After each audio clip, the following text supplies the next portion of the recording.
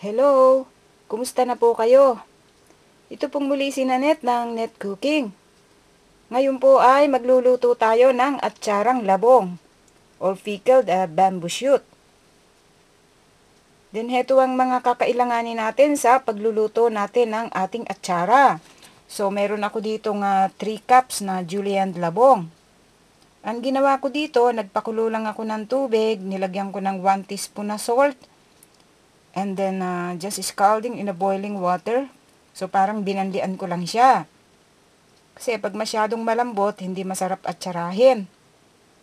Then, ngayon, meron ako ditong 2 cups na, kung tawagin nila rito, ay Japanese renkon. So, parang root vegetables ito.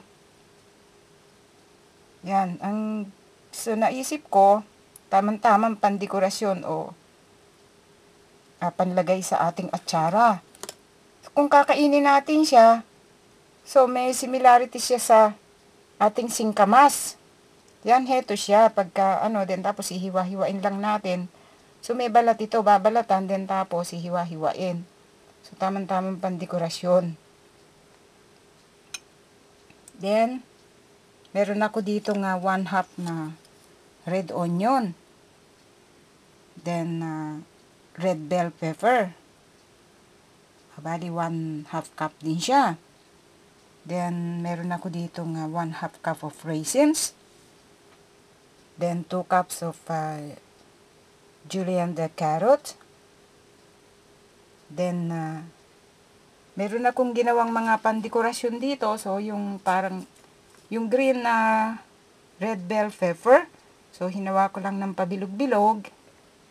Then, yung mga carrots, nilagyan ko lang ng parang konting pandekorasyon para panlagay dun sa ating atsara. Then, gagamit din ako dito ng bali 3 cups na vinegar. And then, 4.5 cups na white sugar. Then, meron tayo dito na garlic. So, bali, crushed and minced garlic. Then, meron din tayo dito na 2 tablespoon na crushed and minced ginger. Itong garlic natin, bali, nasa 3 tablespoon siya. Yan. Then, 1.5 teaspoon of salt. Yan. Yan po ang ating mga kakailanganin sa pagluluto natin ng atsarang labong. So, mag-umpisa na po tayo. Ngayon po, ang gagawin natin o ang first steps na gagawin natin dito sa ating pag-aatsara ng ating labong ay mayroon ako dito yung sugar ay ilalagay natin dito sa ating cooking pot. Then, lalagay natin yung suka. Yan. Then, yung ating garlic. Iba't iba kasi nga style ang pagluluto ng atsara. Kaya lang ako, ganito ko mag-atsara. Ito kasi yung natutuhan ko sa mother ko. Then, i-add na rin natin dito yung ating 1.5 teaspoon na salt. Then, papakuluin po natin ito. Then, paminsan-minsan, ang gagawin natin, itetest natin yung kanyang taste, yung lasa niya. Ngayon, kung hindi pa siya naaayon sa ating panlasa, pwede tayong mag-add ng sugar, salt, o kaya yung vinegar. So, okay, hihintay natin kung pwede lang po, huwag natin haluin ng suka hanggat hindi siya kumukulo. Hindi lang dito sa atsara, so kahit saang lutuin, ganun ang dapat. Hindi dapat na hinahalo ang suka habang hindi kumukulo kasi hindi magpapantay yung kanyang pagkaluto. Then, heto na yung ating pickling solution. At kumukulo na siya. Ngayon, pwede na natin itong ilagay doon sa ating mga ingredients. Then, ang gagawin po natin ngayon dito, ang ating syrup na ginawa, ay ilalagay natin dito at sasalain natin. So, meron akong strainer dito. Sasalain natin siya. Sandali. Medyo masyadong mainit yung camera. Then, ayan. Na isalin na natin siya lahat dito. Then, ang gagawin natin ngayon,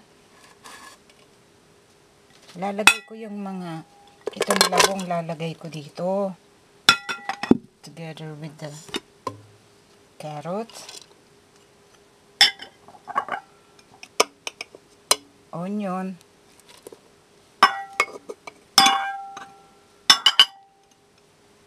Then yung ating raisins. At saka yung bell pepper.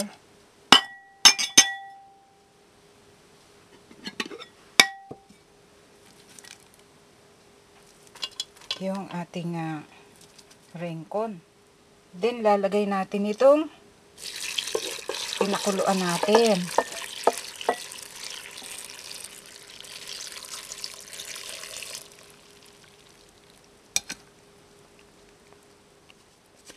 So, haluin natin mabuti. Kailangan nakalubog lahat yan sa syrup. Yan.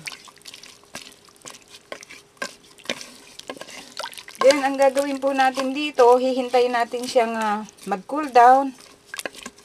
Then, lalagay natin dun sa ating mga bote o mga garapon. Yung lasa niya, tamang-tama lang.